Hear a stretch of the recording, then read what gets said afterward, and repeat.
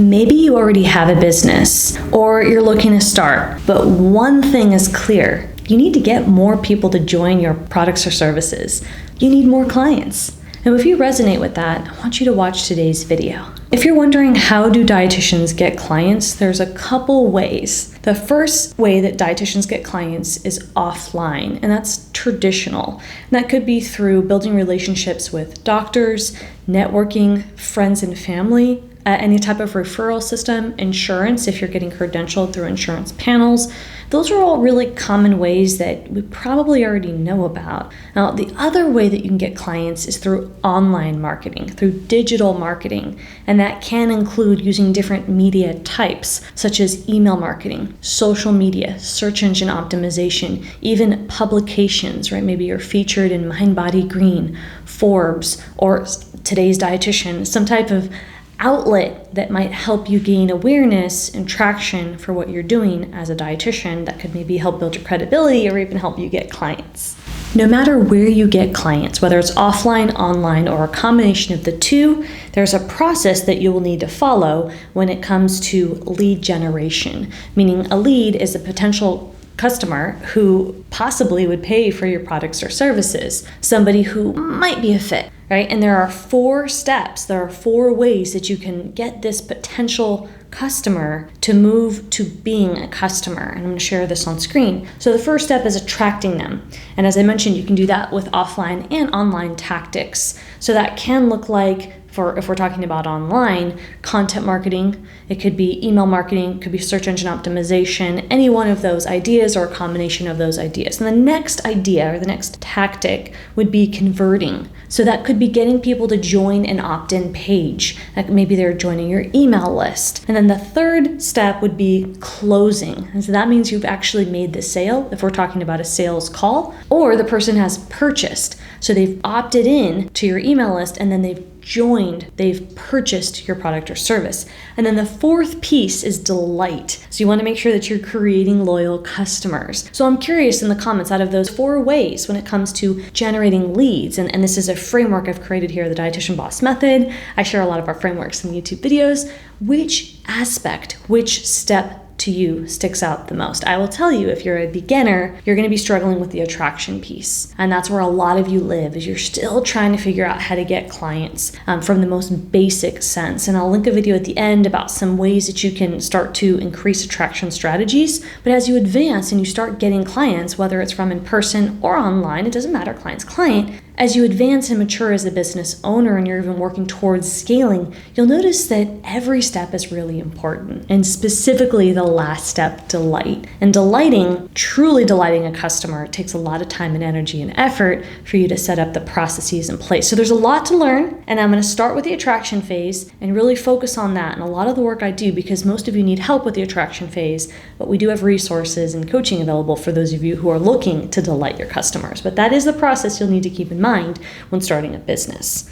If you want a separate video for me to go more in depth on that framework that I've created here in the Dietitian Boss Method, let me know by commenting below and I will consider. So the next question is, how do I promote my dietitian business? And you got to tell people that you're taking clients. And I know that sounds obvious, but so often we're hiding behind our insecurities and we're not letting people know that we have open slots, whether it's for our digital products and services, or maybe even if you've got a brick and mortar practice, whatever you're doing, you want to tell people that you are accepting new clients.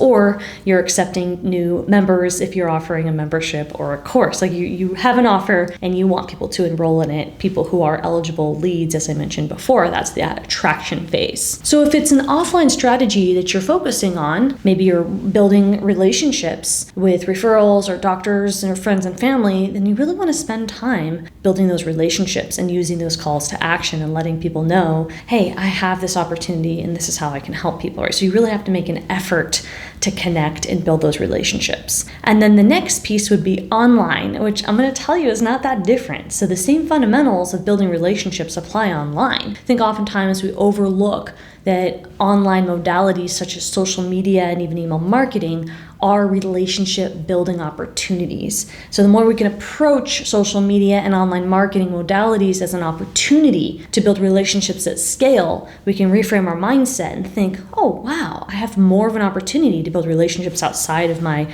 radius, my 50 mile or whatever radius. And that's the power of really leveraging online marketing, is you can impact more people as well as you can grow your business to a larger extent than you would have had the opportunity to do so if you still have a brick and mortar business.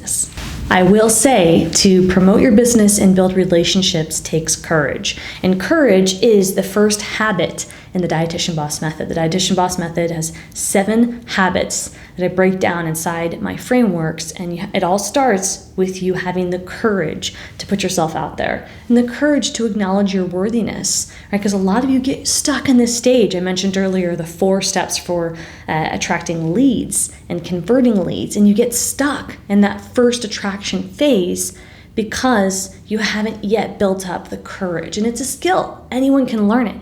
It just takes some time, and being among other dietitians who are also starting and growing their business is a great way for you to improve that skill set, because it will develop with time as long as you set yourself up for success by positioning yourself around other like-minded individuals. And we have our Membership Rebellion, which is a very affordable opportunity for you to do that, for you to build your courage and for you to start leveraging online and offline modalities to build your business. And we even show you how to create digital products and give you support along the way. So it's a great opportunity for you to get started. Now, if you're wondering what qualities a dietitian should have, what I did is I juxtaposed what qualities a dietitian should have with what qualities a business owner should have. So this is based on the labor and stats, based on the Bureau of Labor and Statistics, this information that I got. And it says that dietitians are analytical, they have compassion, they've got listening skills, they're organized, they can problem solve, and they have some speaking skills. So that's what I saw again from the Bureau of Labor and Statistics. And when I looked up that same site, Bureau of Labor and Statistics, for a business owner, I found some similarities. So business owners need to grasp the skill of planning. We also need to learn basic finances. Now, before you get overwhelmed and stop the video with finances, you can start with the 101, just separating your business account, registering your business, and you will build that skill with time when it comes to knowing your numbers. But if you're just starting out and you're working on that attraction phase, you will need to grasp the skill set of finances as you progress as a business owner. Other business traits also include hiring and mentoring, which will help you grow your business. I've got another video that I'll link at the end about how to approach that topic. And then marketing, right? Because if you don't market your business and you don't understand how to expand and let people know you exist, then you're not going to even give yourself the opportunity to attract clients and attract clients at scale. Other aspects, let's say soft skills that you need to know as a business owner would be number 1, communication. That's the number 1 life skill for anybody, is to learn how to communicate. Number 2, management. Right? If you remember, food service management is one of the only opportunities we got even close to learning about this kind of stuff. And it's ironic because I didn't love that class, but it was the most applicable out of all our classes in dietetics. Leadership, which is, again, a skill that you can learn. And then you also need autonomy. You need to be able to make decisions, and that's a skill that you can learn with time as well. Decisiveness and autonomy, I would say, go hand in hand. So you need to be able to make decisions, and you need to be able to do so without the support of others. And that you can build that with time. You're going to need a lot of help at first, but the idea is that you get support and then learn how to develop those skills with time, such as how do you make plans. And then finally, how much to know to pay yourself. You would be surprised how much that comes up with our clients. And it can be a decision that's personal because it depends on your family. If you have a family, what support you have, it can depend on the goals of your business. And if you want to know more about paying yourself and finances, let me know below, and I'll consider making a video on that specific topic to support you in your journey while building your private practice. Another topic I get asked a lot, which probably won't come as any surprise to you, is how do you introduce yourself as a dietitian? And I love this topic. So the first aspect, I would say, the first step in introduction would be to open with the outcome that you provide. So an elevator pitch could include what you do as a transformation. So I call this, in the Dietitian Boss Method, I've got a framework where I call this the problem, solution, and outcome that you provide for your clients.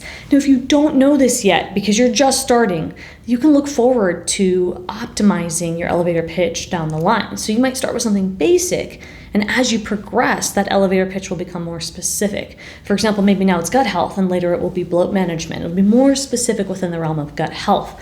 but give yourself some time and patience to craft your message. It is an iterative process, and it will take some market research or some time discussing with potential clients and leads to codify what your elevator pitch is. And the second step, as you're working on your elevator pitch and getting more clear about the outcome that you provide, then you want to tell your story. And part of your brand building journey is going to be what's unique about you. And telling your story is a great way to connect. Stories sell. You want to make sure that you're telling people vulnerable aspects of who you are and why you're doing what you're doing.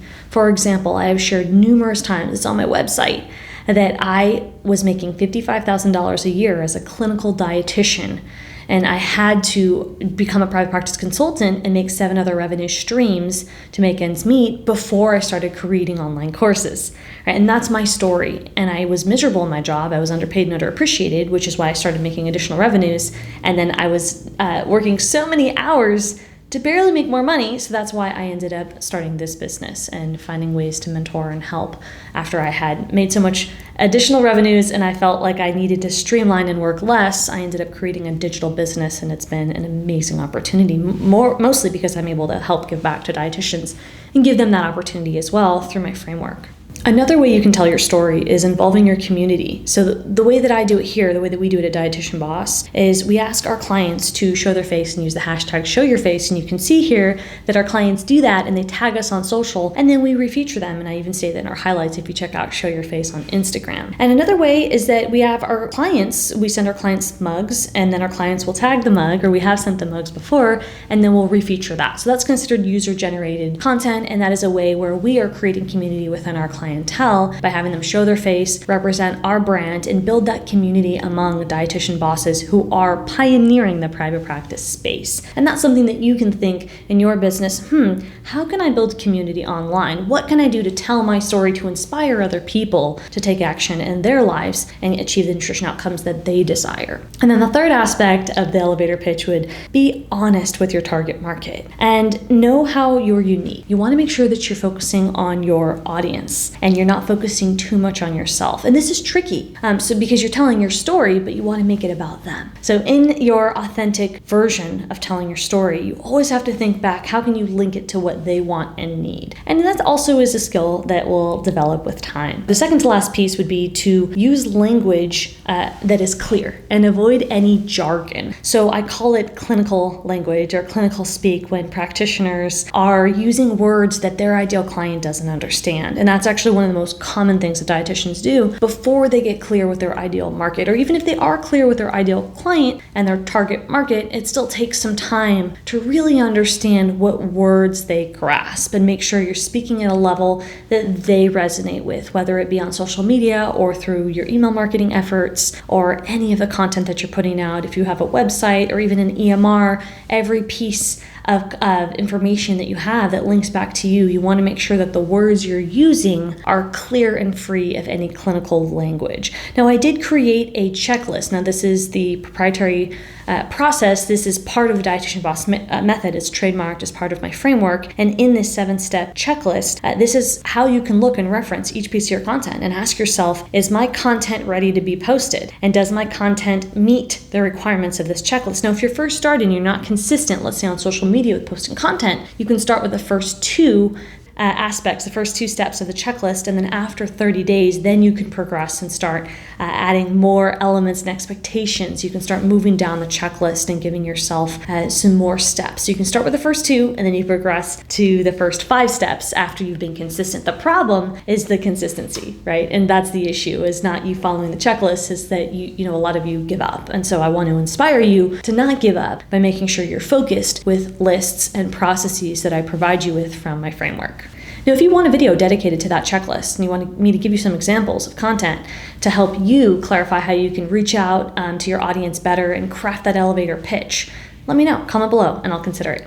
Now, finally, you want to make what you do relatable. And that is something that is tied into your story. If you tell the story of you in some version, that will be relatable. It could be the story of how you stand for discrimination. It could be the story of how you stand for chronic bloat, advocacy, or some kind of chronic disease advocacy. Whatever it is that you stand for, that will naturally make people relate with you, but you have to make sure you're not just saying, I stand for something, you're also living that. You're making sure that the actions that you're doing and the content you're creating is showing that advocacy. And if you're clear and consistent with your efforts to take the story that makes you unique and put it into your content, and when you speak and show your face on social media, that's going to help you in the process of creating a clear message. And when you create a clear message, people are attracted to you. And when they're attracted to you, they're more likely to want to be a part of your community, and they're more likely to want to purchase from you, which gives you an opportunity to then give them an amazing experience and delight your customers. You're only able to delight your customers if they pay you to become a customer. So you need to focus on strategies to attract clients, and you need to learn how to do that using digital marketing, which gives you more opportunities than you would have focusing on traditional marketing, such as leveraging doctors' referrals. If you like this video, I want you to check out this other video I have linked above about how to get clients online. Now, if you want another video, I suggest you check out this next video I have linked to learn a little bit about a day in the life following time management tactics, and we will see you next time.